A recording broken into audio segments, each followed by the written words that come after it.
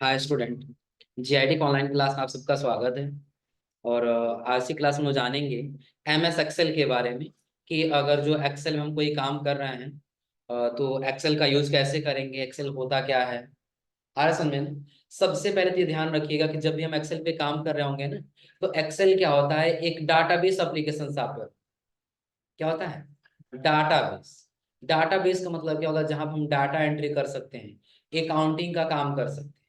Accounting का मतलब क्या, जैसे बिल जनरेट करना। हर समझे ना? डाटा एंट्री करना हो कि आपकी कंपनी में कितने एम्प्लॉय काम कर रहे हैं, उनका सारा डेटा एंट्री करना हो। और जब आपकी संस्था में काम कर रहे संस्था में कितने बच्चे हैं, उनका सभी इंफॉर्मेशन फीड करना हो, वो सभी आपका क्या कहलाएगा? Data entry. और डाटा एंट्री करने के लिए हम किस पे काम करेंगे? एक्सेल। तो कहीं भी कुछ सबसे पहले ये पूछा जाए कि व्हाट इज एक्सेल, एक्सेल क्या है, तो सिंपल बस हम ये जवाब देंगे कि माइक्रोसॉफ्ट एक्सेल माइक्रोसॉफ्ट ऑफिस का एक डाटाबेस एप्लीकेशन सॉफ्टवेयर होता है, जिसका इस्तेमाल डाटा एंट्री के क्षेत्र में और अकाउंटिंग के क्षेत्र में इस्तेमाल किया जाता है। क्या कि एक्सेल एमएस एक्सेल क्या है, तो सिंपल बस ये जवाब देना होगा कि एक्सेल एक क्या है, एमएस ऑफिस का डाटाबेस एप्लीकेशन सॉफ्टवेयर होता है, जिसका प्रयोग डाटा एंट्री करने या फिर अकाउंटिंग करने के लिए किया। क्लियर है ना? अब देखिए, सबसे पहले हम लोग क्या करते हैं, अपना एक्सेल एमएस एक्सेल ओपन करते हैं। कि एमएस एक्सेल ओपन करने के लिए कई सारे तरीका है। सबसे पहले तो आप यहाँ सर्च बॉक्स पे आइए और यहीं पे आप लिख दीजिए एक्सेल। क्या लिख देंगे? एक्सेल। तो भी ओपन हो जाएगा। दूसरी चीज कि अगर जो आप ये विंडो के साथ आर बटन दबाइए और यहाँ पे आप लिखिए एक्सेल। क्या लिखेंगे?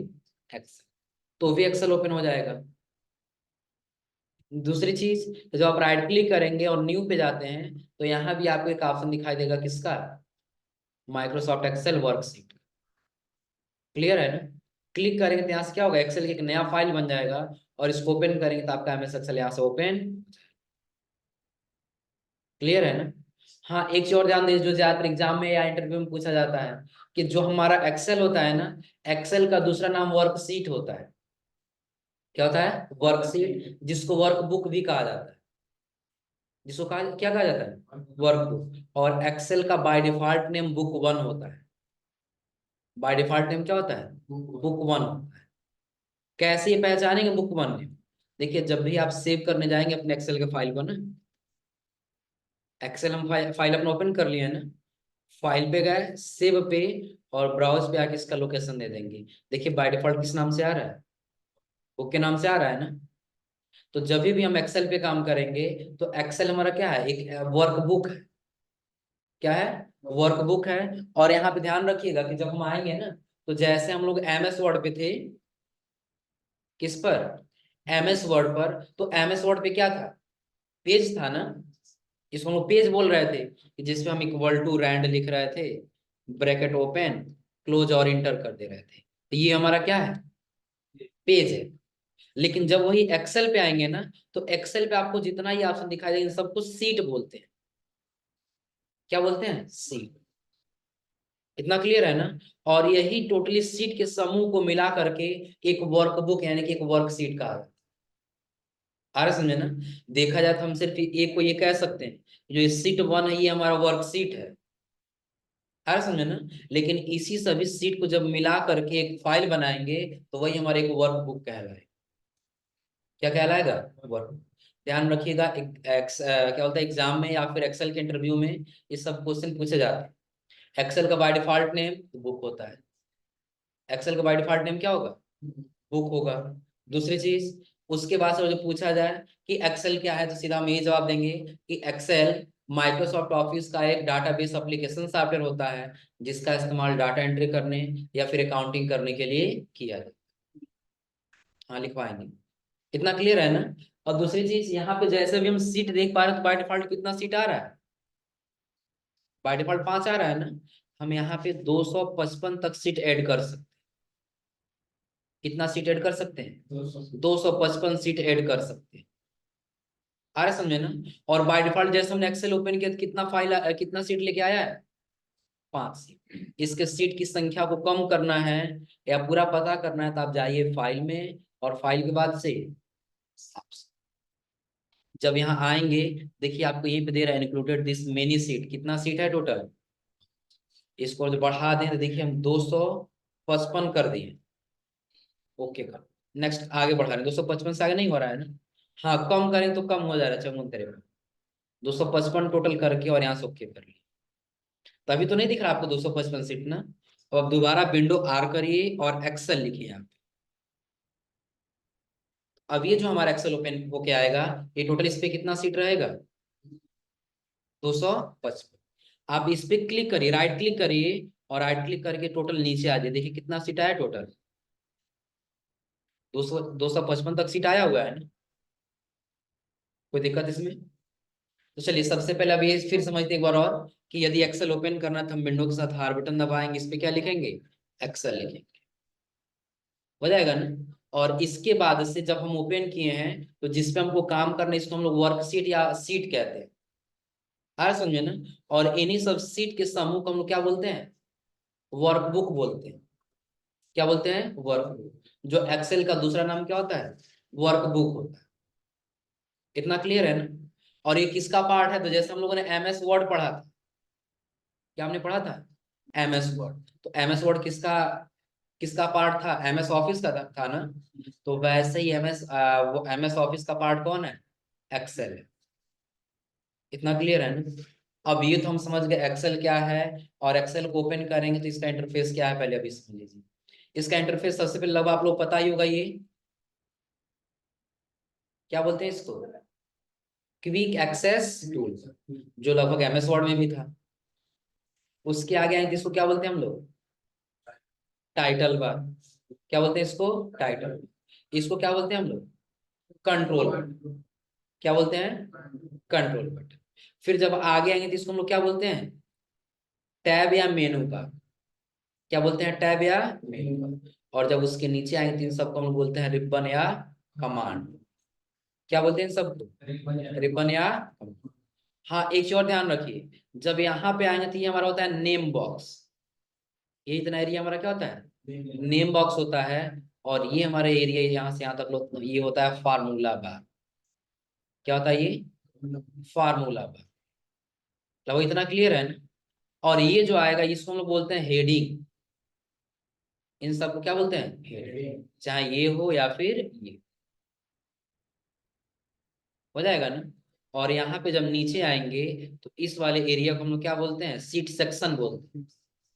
क्या बोलते हैं, सीट सेक्शन। और ये जो होता है इसको हम लोग स्क्रॉल बार बोलते हैं, हॉरिजॉन्टल स्क्रॉल बार। ये हॉरिजॉन्टल होता है और ये वर्टिकल होता है। कितना लोग क्लियर है ना, कि ये क्या होगा, हॉरिजॉन्टल स्क्रॉल बार, और ये क्या होगा, वर्टिकल स्क्रॉल। इतना क्लियर है ना। और उसके नीचे जब आएंगे तो इन सबको हम लोग क्या बोलेंगे, स्टेटस। इसको क्या बोलते हैं, स्टेटस। एक बार और ये क्लियर करा दें फिर हम इस सीट पे आते हैं। देखिए सबसे पहले हमने आपको बताया कि ये वाला एरिया क्या होगा, आप लोग बताइए, क्विक एक्सेस टूल। ऊपर वाला एरिया क्या होगा, क्विक एक्सेस टूल। ये वाला एरिया क्या होगा, टाइटल। ये वाला एरिया क्या होगा, कंट्रोल बटन। ये वाला एरिया क्या होगा, हाँ टैब या मेनू का। उसके नीचे आएंगे तो ये वाला एरिया रिबन या कम। इसको क्या बोलेंगे, नेम बॉक्स। नेम बॉक्स बोलेंगे। इसको क्या बोलेंगे, फार्मूला बॉक्स।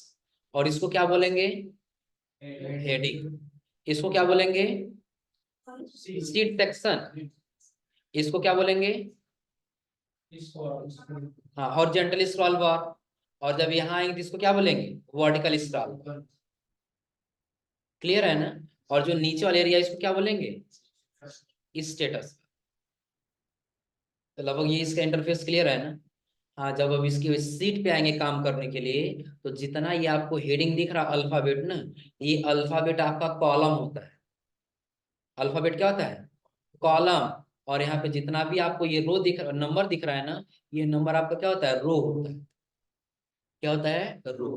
तो ध्यान रखिए कि जो ऐसे ऊपर से नीचे की तरफ जा रहा है ये आपका क्या है, कॉलम है। और जो ऐसा लेफ्ट से राइट की तरफ जा रहा है ये आपका क्या है, रो। और जहां पे ये रो और ये कॉलम जहां मिलता है, वही सेक्शन हमारा क्या बनता है, सेल बनता है। वही क्या बनता है, सेल। और यही सेल का नाम दिखाता है कौन? Name box.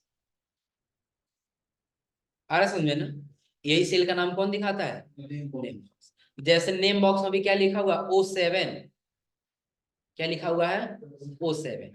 यानी कि O आपका क्या है? कॉलम है यहाँ पे। और 7 आपका क्या है? रो। यानी कि जो आपका सेल है वो कहाँ पे? यहाँ पे है। आ रहा है समझ में ना? यानी कि जो ये अभी नाम बता रहा है वो किस सेल का नाम बता रहा है? O7। तो लगभग इतना क्लियर है ना? एक्सेल ओपन करने के बाद हमने आपको इसके इंटरफेस के बारे में बताया। और इस इंटरफेस में जो हमको सीट दिखाई दे रहा है, तो सीट में हमने आपको बताया सबसे पहले इसके इंटरफेस के बारे में। और जब नीचे आया था हम बताया रो और कॉलम। तो जितने भी अल्फाबेट मिलेंगे वो सभी अल्फाबेट हमारे क्या होंगे? ऐसे जो जाएगा वो कॉलम। याद रखिएगा, ये अल्फाबेट जो ऊपर से नीचे तरफ जा रहा है वो क्या है? कॉलम। और जो ऐसे इधर की तरफ जा रहा है वो क्या है? रो है। क्या है? तो काउंट कैसे करेंगे समझ लीजिए। तो काउंट करने के लिए आपको यहाँ पे काउंट करना होगा। कॉलम 1, एक कॉलम, दो कॉलम, 3, 4, 5 और 6। ऐसे कॉलम को काउंट करते हुए चले जाए। अरे समझ में ना?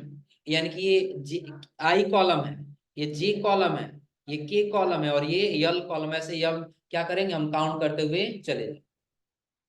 और जब इधर आएंगे तो ये ऐसे रो जाएगा 1, 2, 3, 4, 5, 6। ये ऐसे रो बनता हुआ चला जाएगा।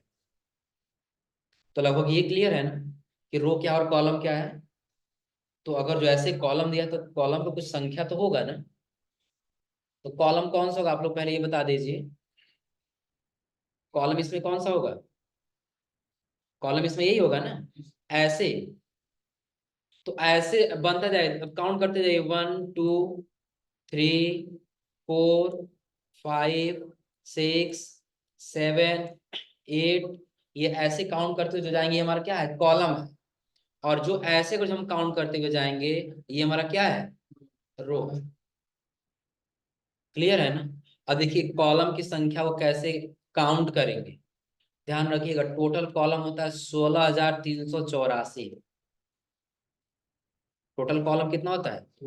16,384। ये कॉलम की संख्या है। और रो की संख्या होता है 10,48,576। आया समझ में ना? ये किसका संख्या है? कॉलम का। किसका होता है? कॉलम। और ये किसका होगा? रो। इतना क्लियर है ना? अब अगर जो आपको नहीं समझ में आ रहा है कि हम पहचानेंगे कैसे, अरे समझे ना? देखिए O7 पे हमारा कर्सर है ना? इस सेल का नाम नेम बॉक्स में क्या बता रहा है? O7। यहाँ रख दिया तो क्या बताएगा? E1। यानी कि ई कॉलम और 1 क्या है? 1 क्या है? तो अगर यही हम कंट्रोल के साथ देखिए, कीबोर्ड से कंट्रोल बटन दबाए रखें और एक बार डाउन एरो प्रेस कर देंगे तो बिल्कुल नीचे आ जाएगा। तो टोटल आपको कितना रो दिख रहा है? 10,48,506। तो टोटल रो की संख्या कितना है? 10,48,576। अब कॉलम की संख्या पता करना है। तो कॉलम का तो नाम दिया है, नंबर नहीं दिया है ना? तो कंट्रोल के साथ राइट एरो करेंगे। देखिए बिल्कुल लास्ट में लेके आ गया है ना? लास्ट नाम क्या उसका? XFD। ये ज्यादातर एग्जाम में पूछता है कि कॉलम का लास्ट नाम बताइए। तो लास्ट नेम क्या होगा उसका? XFD। लेकिन हमको ये XFD अभी नहीं जानना है, हमको इसकी संख्या जानना है। आ रहा समझे ना? तो उसके पहले ध्यान रखिएगा, आप एक्सेल में जब आएंगे ना, हमने पहले ही बताया कि अकाउंटिंग सॉफ्टवेयर है, ये क्या है? Data entry software. तो आपको इसमें फार्मूला लगाना पड़ता है। क्या लगाना पड़ता है? फार्मूला। जैसे आप लोग मैथ में कोई क्वेश्चन को सॉल्व करने के लिए फार्मूला लगाते हैं ना, वैसे इसमें डाटा को एनालिसिस करने के लिए किसका इस्तेमाल करेंगे? फार्मूला। और आपको कोई भी फार्मूला लगाना हो तो उसके पहले इक्वल टू का सिंबल लगाना।